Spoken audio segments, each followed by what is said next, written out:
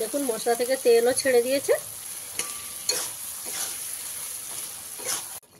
মাছের ডিমের বড়ার কারি আপনারা তো অনেকে অনেক রকমভাবে বানিয়েছেন। খুবই সহজ পদ্ধতিতে, খুবই কয়েকটা সামান্য ঘরোয়া মশলা দিয়ে এই রেসিপিটা বানিয়েছি।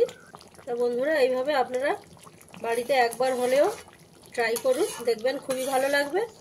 নমস্কার বন্ধুরা, সবাইকে আমার মনের মতো রান্নাতে স্বাগত জানাই। আমি আজকে আবারও একটা রেসিপি নিয়ে চলে এসেছি আপনাদের কাছে। আজকে আমাদের রেসিপি মাছের ডিমের মশলা কারি।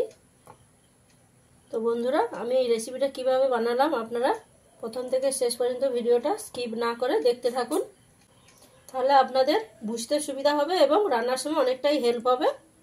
মাছের ডিমের মশলা কারি করার জন্য আমি এখানে 1 কেজি মাছের ডিম নিয়ে নিয়েছি। প্রথমে মাছের ডিমটাকে একটু ভাপিয়ে নেব। তার জন্য একটা কড়াই নিয়ে জল গরম করতে বসিয়ে দিয়েছি। তাতে দিয়ে দিলাম 1/2 চামচ হলুদ, পরিমাণ মতন লবণ দিয়ে ভালো করে একবার মিশিয়ে দিতে হবে।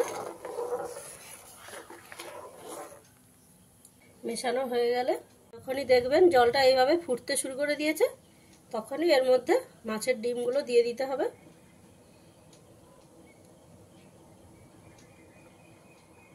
ডিমগুলো দেয়া হয়ে গেলে হালকা হাতে ভালো করে উল্টে পাল্টে দিতে হবে। অল্প কিছু সময় ভাপিয়ে নেব, প্রায় 2 থেকে 3 মিনিট মতন ভাপিয়ে নিলেই হবে। 2 থেকে 3 মিনিট মতন ভাপিয়ে নিয়েছি। দেখুন এটা পুরোপুরি এখনো কিন্তু সেদ্ধ হয়ে যায়নি, ভেতরটা কাঁচা রয়েছে। তো এইভাবে ডিমটাকে ভাপিয়ে নিলে ডিমের যে একটা আষ্টে গন্ধ থাকে সেটা আর থাকবে না। তো আমি এবারে নামিয়ে নিচ্ছি। মাছের ডিমগুলোকে জল থেকে ভালো করে জলটা ছেঁকে নিয়ে তুলে রেখে দিয়েছি। এবারে কিছু সময় আমি ডিমগুলোকে ঠান্ডা করে নেব। মাছের ডিমগুলোকে ভালো করে ঠান্ডা করে নিয়েছি। এবারে এর মধ্যে কিছু জিনিস দিয়ে দেবো। প্রথমে দেবো 1 কাপ পেঁয়াজ কুচি, ঝালের জন্য 3 চামচ কাঁচা লঙ্কা কুচি, পরিমাণ মতন লবণ, 1 চামচ আদা রসুন বাটা, 1 চামচ পোস্ত, সবশেষে 3 চামচ বেসন দিয়ে দেবো। বেসনটা দিচ্ছি বাইন্ডিংও যাতে ভালোভাবে হয়। তারই সাথে 1 কেজি মাছের ডিমের জন্য আমি এখানে 1 পিস ডিম দিয়ে দিচ্ছি। দিয়ে হাত দিয়ে খুব ভালো করে মেখে নিতে হবে। এবারে মাছের ডিমের বড়াগুলো আমি ভেজে নেব। তার জন্য কড়াইতে সর্ষের তেল নিয়ে নিয়েছি। দিয়ে তেলটাকে ভালো করে গরম করে নেওয়া হয়ে গেছে। দিয়ে এবারে মাছের ডিমগুলো এর মধ্যে দিয়ে দেবো।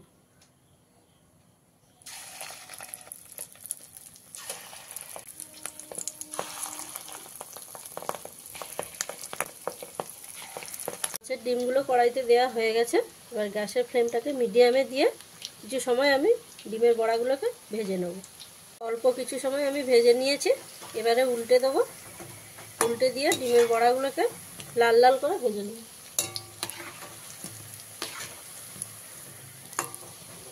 বড়াগুলো আমি এইরকম লাল লাল করে ভেজে নিয়েছি। এবারে নামিয়ে নিচ্ছি।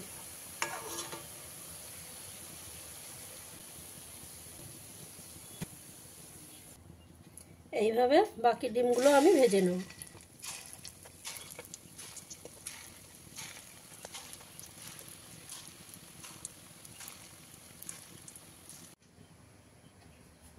এইভাবে আমি সমস্ত বড়াগুলো বানিয়ে নিয়েছি। এবারে ওই একই তেলে কেটে রাখা আলুগুলো আমি ভেজে নেব। আমি এখানে 2টো বড় সাইজের আলু নিয়ে এরকম করে কেটে নিয়েছি। তো অল্প পরিমাণে হলুদ দিয়ে দিলাম, অল্প পরিমাণ লবণ দিয়ে এবারে আলুগুলোকে লাল লাল করে আমি ভেজে নেব। গ্যাসের ফ্লেমটাকে এই সময় মিডিয়ামে দিয়ে আলুগুলোকে ভেজে নেব। আলুগুলো আমার এরকম লাল লাল করে ভাজা হয়ে গেছে। আমি এবারে নামিয়ে নিচ্ছি।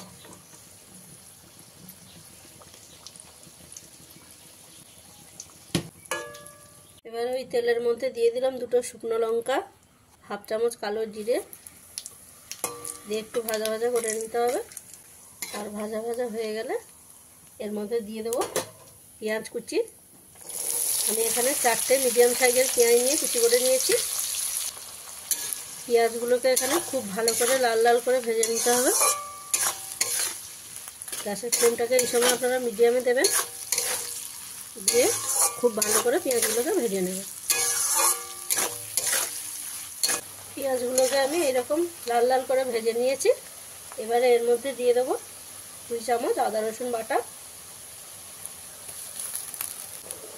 আদা রসুন বাটাটা দিয়ে খুব ভালো করে মশলার সঙ্গে ভেজে নিতে হবে। যতক্ষণ না পর্যন্ত আদা রসুনের কাঁচা গন্ধটা যাচ্ছে ততক্ষণ ভালো করে ভেজে নিতে হবে। আদা রসুন বাটাটা দিয়ে খুব ভালো করে ভেজে নিয়েছি, কাঁচা গন্ধ চলে গেছে। এবারে এর মধ্যে দিয়ে দেবো কয়েকটা গুঁড়ো মশলা। 1 চামচ হলুদের গুঁড়ো, 1 চামচ কাশ্মীরি লঙ্কার গুঁড়ো, 1 চামচ ঝাল লঙ্কার গুঁড়ো। আমি এখানে গুঁড়ো লঙ্কা ব্যবহার করলাম, আপনারা চাইলে এখানে কাঁচা লঙ্কাও দিয়ে নিতে পারেন। এভাবে ভালো করে একবার মিশিয়ে নিয়ে দিয়ে দেবো 1 চামচ ধনে গুঁড়ো, 1/2 চামচ জিরে গুঁড়ো দিয়ে এবারে মশলাটাকে খুব ভালো করে ভেজে নিতে হবে। সমস্ত মশলাগুলো ভালো করে ভেজে নিয়েছি। এবারে এর মধ্যে দিয়ে দেবো টমেটোর পেস্ট। আমি এখানে 3টে টমেটো নিয়ে পেস্ট করে নিয়েছি। এর সাথে দিয়ে দেবো পরিমাণ মতন লবণ, আর টমেটোর টক ভাবটা ব্যালেন্স রাখার জন্য এখানে 1 চামচ চিনি দিয়ে দিলাম। দিয়ে খুব ভালো করে কষিয়ে নিতে হবে, কারণ টমেটোর কাঁচা গন্ধটা যদি থেকে যায় তাহলে গ্রেভির টেস্টটা কিন্তু ভালো আসবে না। তাই খুব ভালো করে টমেটো পেস্টটাকে কষিয়ে নিতে হবে। মোটামুটি 7 থেকে 8 মিনিট ভালো করে কষিয়ে নিলেই হবে। 7 থেকে 8 মিনিট টমেটো পেস্টটা দিয়ে আমি ভালো করে কষিয়ে নিয়েছি। দেখুন মশলা থেকে তেলও ছেড়ে দিয়েছে। এবারে এর মধ্যে আমি দিয়ে দেবো ভেজে রাখা আলুগুলো। আলুগুলোকে মশলার সঙ্গে ভালো করে মিশিয়ে নেব। আর মেশানো হয়ে গেলে এর মধ্যে দিয়ে দেবো পরিমাণ মতন জল। আপনারা এখানে যে যতটা পরিমাণ গ্রেভি খাবেন সেই অনুপাতে জলটা দিয়ে নেবেন। জলটা দিয়ে ভালো করে একবার মিশিয়ে দিতে হবে। মিশিয়ে দিয়ে এবারে কিছু সময় ফুটতে দিতে হবে। গ্রেভিটা ভালোভাবে ফুটে গেছে। আমি এবারে এর মধ্যে ভেজে রাখা ডিমের বড়াগুলো দিয়ে দিই। ডিমের বড়াগুলো দিয়ে অল্প কিছু সময় আমি ফুটিয়ে নেব। আমি ডিমের বড়াগুলো দিয়ে ফুটিয়ে নিয়েছি। এবারে সব শেষে দিয়ে দেবো গরম মশলার গুঁড়ো আর কিছুটা পরিমাণে ধনেপাতা কুচি। ভালো করে মিশিয়ে নিলেই আপনাদের রান্না কমপ্লিট। মাছের ডিমের বড়ার কারি আপনারা তো অনেকে অনেক রকমভাবে বানিয়েছেন। তা বন্ধুরা এইভাবে আপনারা বাড়িতে একবার হলেও ট্রাই করুন, দেখবেন খুবই ভালো লাগবে। তো বন্ধুরা আমি যেভাবে সাধারণ কয়েকটা মশলা দিয়ে এই রেসিপিটা বানিয়েছি আপনাদের অবশ্যই ভালো লাগবে। আর ভালো লাগলে চ্যানেলটিকে লাইক, কমেন্ট, শেয়ার এবং সাবস্ক্রাইব করতে ভুলবেন না। আর বন্ধুরা রেসিপিটা কেমন লাগলো সেটা অবশ্যই কমেন্টের মাধ্যমে জানাবেন। তো বন্ধুরা তাহলে দেখা হচ্ছে অন্য একটা রেসিপি নিয়ে পরের ভিডিওতে। রান্নাটা আমার কমপ্লিট, আমি নামিয়ে নিচ্ছি।